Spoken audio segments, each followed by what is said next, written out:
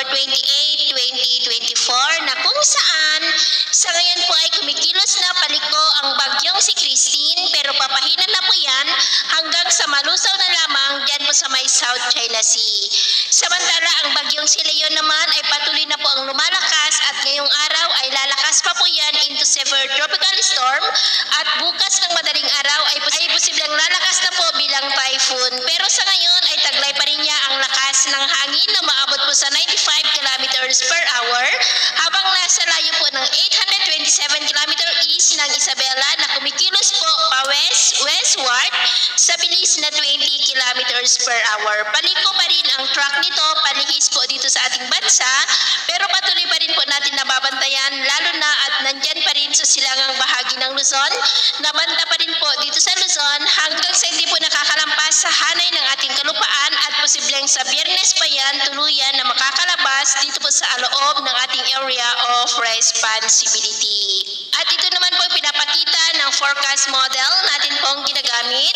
hanggang po sa susunod na 2 linggo. At sa lagay ng ating panahon ngayong madaling araw ay generally fair weather naman sa malaking bahagi po ng ating bansa maliban lamang sa mga tsansa ng mga isolated rains sa ilang bahagi po ng Bataan, Cavite, Batanes, Catanduanes, Mamburao, Camarines Norte, Albay, Sorsogon, Masbate, Pandan sa may Aklan, Antique, Negros, Leyte, Northern Samar, Caraga, Dipolog, Misamis Occidental at Tawi-Tawi. At mamaya po ay sisikat ang araw sa malaking bahagi ng ating bansa maliban lamang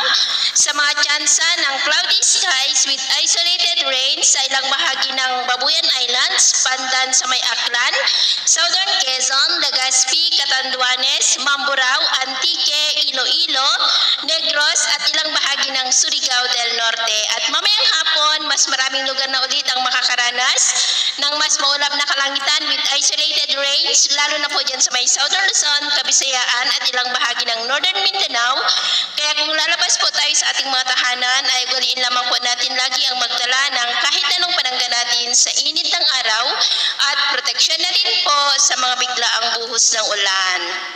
At sa atin naman pong mga baybayin, iwasan na muna natin ang papalaot sa silangang baybayin po ng Northern Luzon,